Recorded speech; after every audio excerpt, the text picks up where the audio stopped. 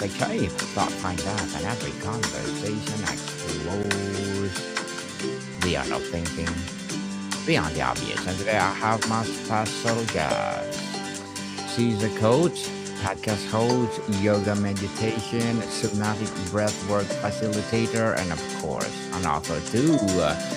No other than Maze Aneta Kuzma. Hi, Daniel. So nice to be here with you.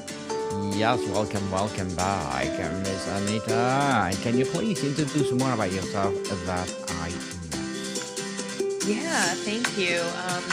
I started my coaching consulting business over 7 years ago. I spent about 25 years in corporate and raised a family, did all the things that I thought that I wanted to do, and just knew that something else was waiting on the other side. And so when I was ready, I finally was able to hire a coach and create a vision for the life that I wanted to live. And been doing that ever since I left and started my own business. Yes, and congratulations. And thank you so much for sharing your knowledge and wisdom to the world. And today let's talk about something good, and how to live the width of your life. So, the title of our topic is Beautiful Counterpoint to the Common Advice to Live the Length of Your Life. How do you personally define the width of a life, and what does that dimension encompass?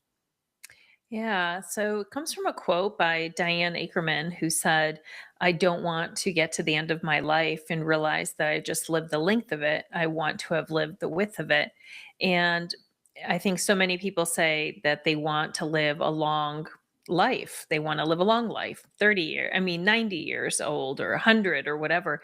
But the width is really not just the longevity, but it's really the fulfillment, the enjoyment is every day count? Are you living every day fully?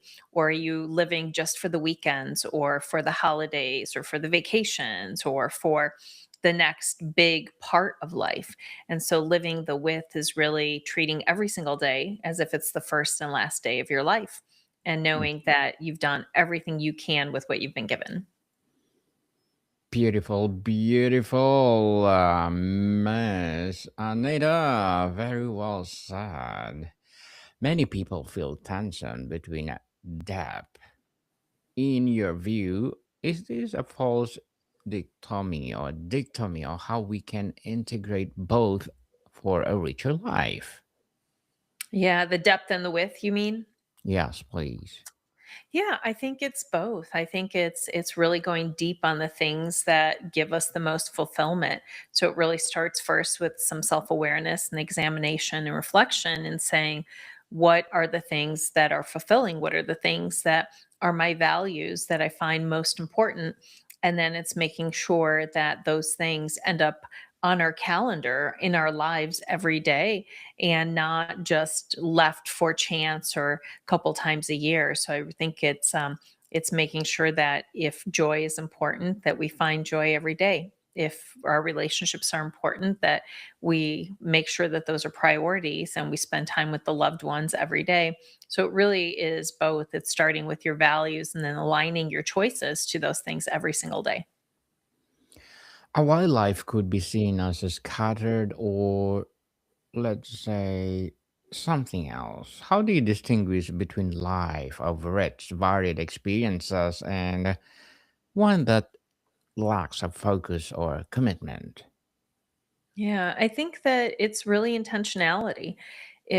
We're responsible for our choices and being able to wake up and to be intentional about the type of day that we want and be intentional about how we want to show up in the world and what we want to experience. Those are our choices.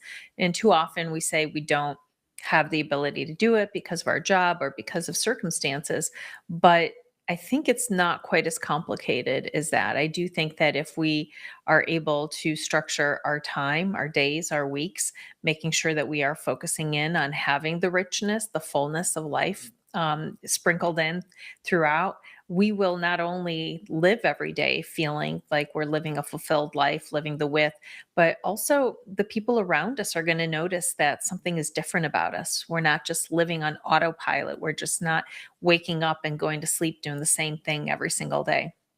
Mm, definitely.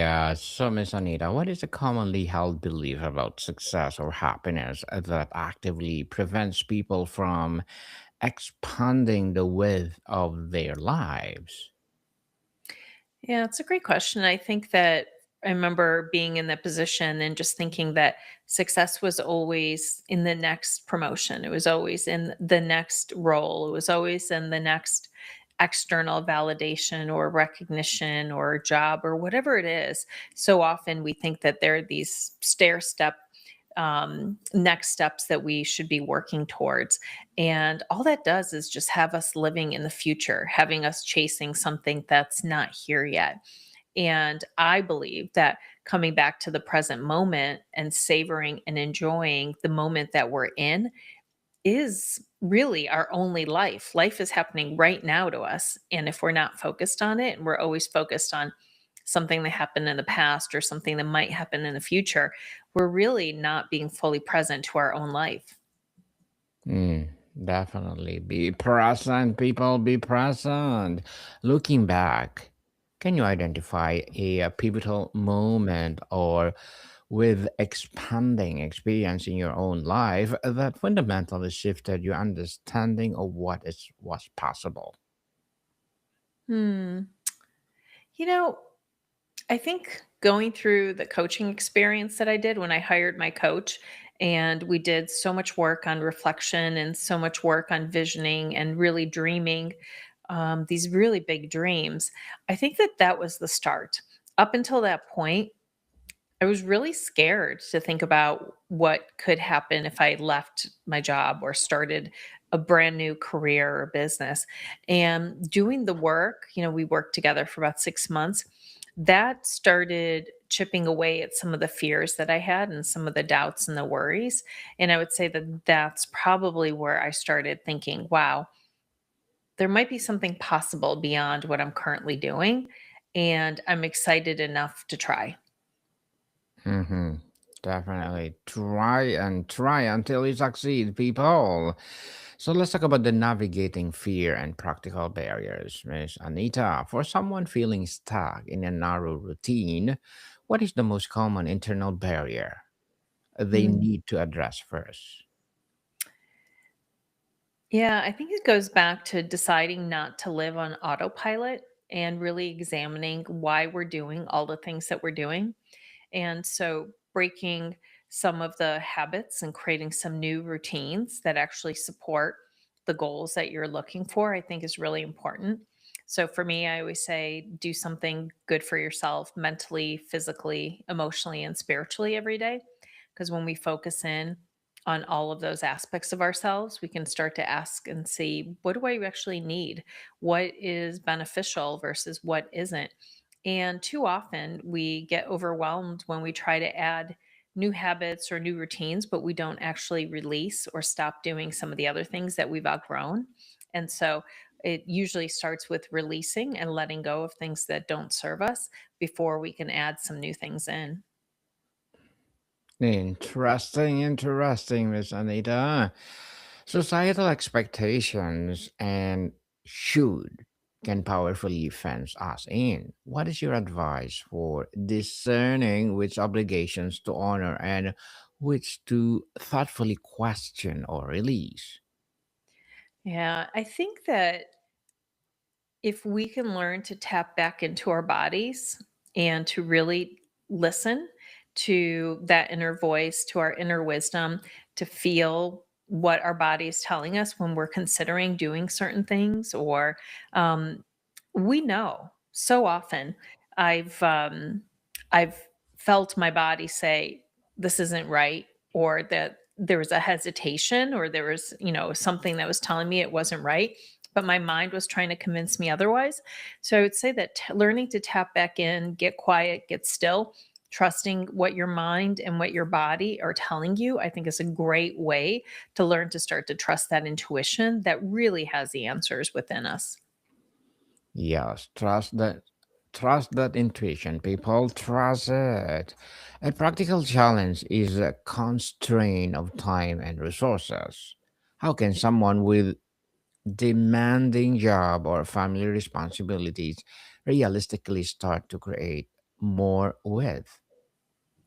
Yeah, I think it really does start with looking intently and clearly at where we're spending our time, asking ourselves if these are activities or relationships that are guiding us closer to what we need to accomplish and what we're seeking, what our goals are, or whether they're taking us away.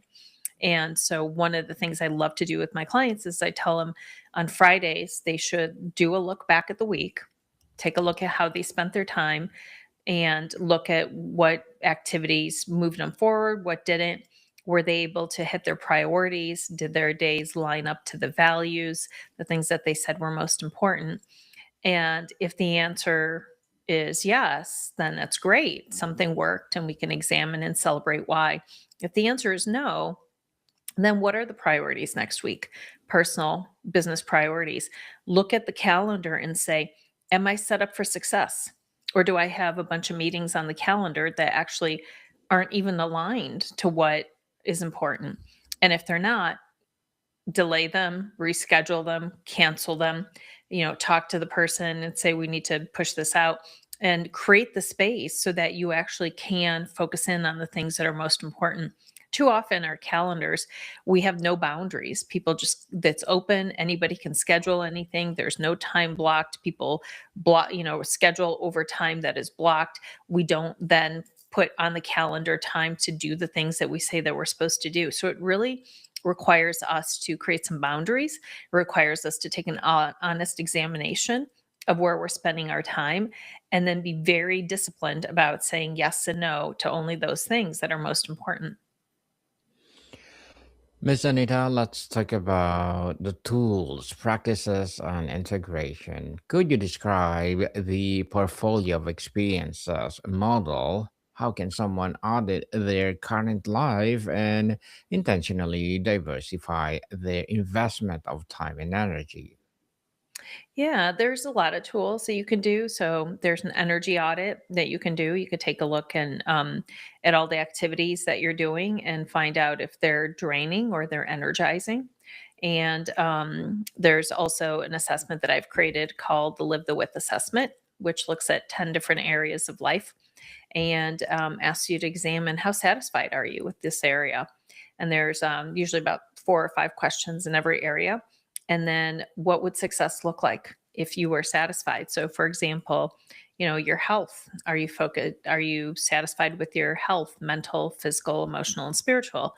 And you can rate it from 1 to 10. And if the answer is no, or if it's a lower score, then what does success look like?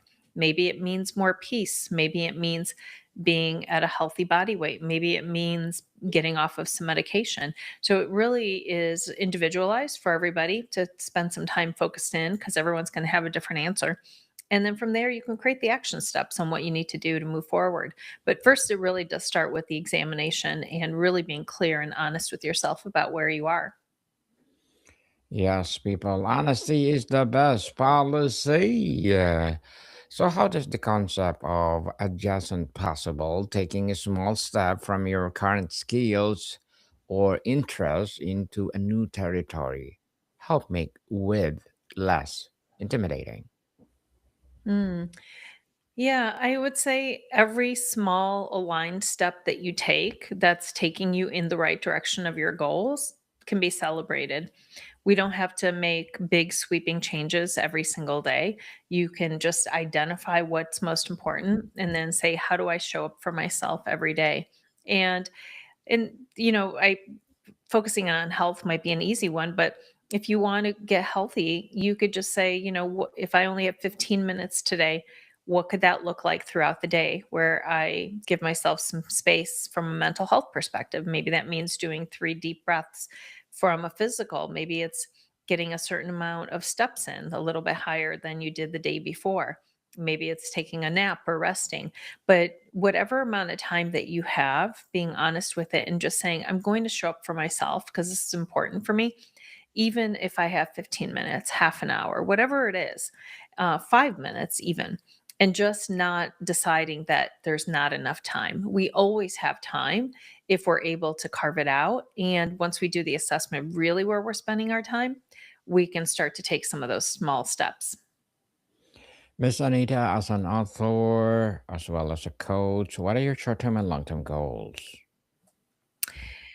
Yeah, I it's really interesting. I just had a vision boarding party at my house retreat with women, and I haven't finished my vision board. Usually I do it in December, and I still have last year's up there because the older I get, the more I focus in on how do I want to feel? What are the experiences that I want in the world? They're less necessarily um, driven by specific big measures. And so I think I will always be writing a book. So I already kind of have an outline for the next one. I'm always looking for clients that are most aligned to work with, which feels great. I have a retreat in Croatia, two of them actually coming up in May, which feels really good. And we'll do some more local as well. And I love working with organizations, really making a difference. So I think it's more of the same work that I'm doing, which feels so good and so aligned. And it's something that I love so deeply. And then it's also honoring my relationships with my family, with my husband, with my children, with our friends, always living life, with a great sense of peace and joy and adventure, taking good care of my health. It's really just all the things that make up such a rich life for me, just doing more of those. Mm, definitely rich life. Good luck to your goals, Miss Anita, and looking forward for more success. And Thank what you. would be your piece of advice for those people out there who want to be like you? Gosh, I want them to be like the best version of themselves. I would say, if you're curious or you want some help, reach out. We can include the live the with assessment. I think that's a great place to start, is really starting with where am I today? And then there's some thought starters that could help you identify maybe where you want to go. I would say work with somebody that you trust. It's important sometimes to have a coach because I didn't do this alone. I had a coach, and I always have coaches in my center, my circle. It's important to be able to trust someone, work with that. And doing the internal work is always really critical. Focusing in, getting quiet, creating the presence, creating deeper alignment. It's such a huge part of any time we're looking to make changes. Well, thank you for that advice, Miss Anita. And can you please recommend a book or books that influence your journey? Mm. Gosh, there have been so many that have influenced my journey. This is tough. I'll say just kind of what comes off the top of my head. When I was still at the bank, I read The Alchemist many, many times. Just a wonderful book, easy book that reminds us that the journey is always within, that our goals and our treasure is always within our heart. So I love that one. I love The Daily Stoic, which is great. It's a nice thing to read every day that gives you a little bit of some nuggets and wisdom. I read a book called Chase the Lion, which is a very faith based book about dreaming really big dreams that I enjoy. And I would say my book, Live the Width of Your Life, is a great one for people that are looking to get a little daily dose of inspiration in their day. It's pretty easy. There's a journal prompt and a challenge every day. So it helps bring you a little bit closer on a year of transformation. Thank you for that recommended books, Miss Anita. And in a culture obsessed with optimizations and metrics, how do you measure the success of wildlife? Is it feeling, collection of stories, or an impact? Hmm. Yeah, I think it's different for every person. I think we all have to define what success looks like for us and then live in integrity and alignment with what that means. For me, impact is a big part of it. I think that we can impact others through every conversation, through every kind smile, through every interaction. And so don't underestimate the impact that you can make in the world just today without having to feel like you have to accomplish or something in order to make impact.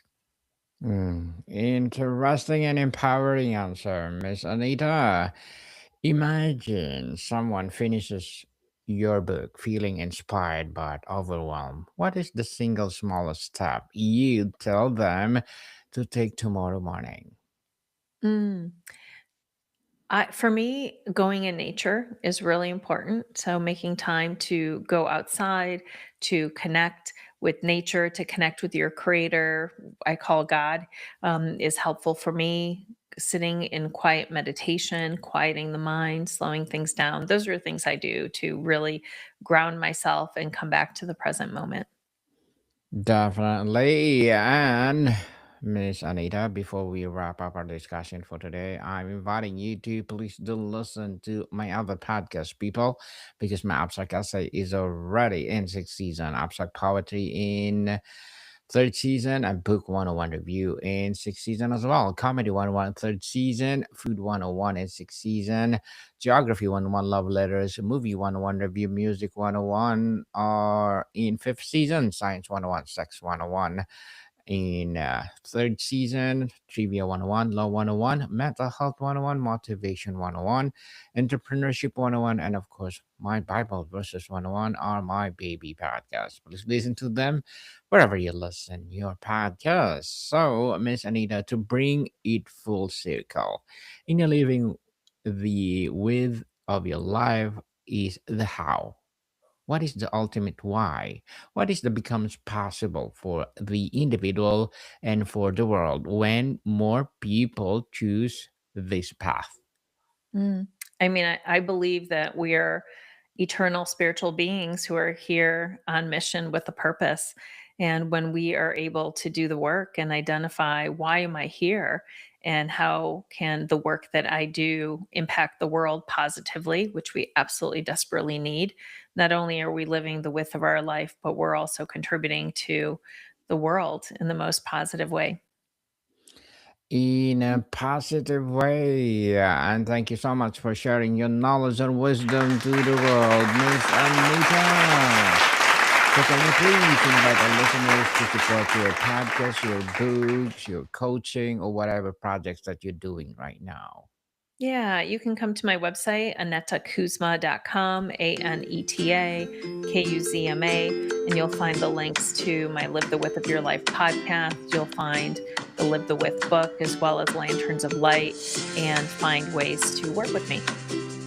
Yes, people, let's support Miss Aneta Kuzma because if you support her, for sure, more and more empowering advocacy like this to rise. So I have one more question, Miss Anita. How do we consciously build a wide network of people who inspire different parts of ourselves? And how do this connection fuel our growth? You know,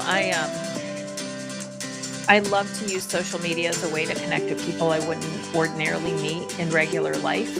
I do a lot locally, but I also love to post and just reach out to people and just say, hey, I really appreciate what you're doing. I would love to learn more, see if there's ways that we can connect or work together. And so, really making time in person or even virtually to connect with other people, just letting them know that their work matters, that you appreciate what they're doing.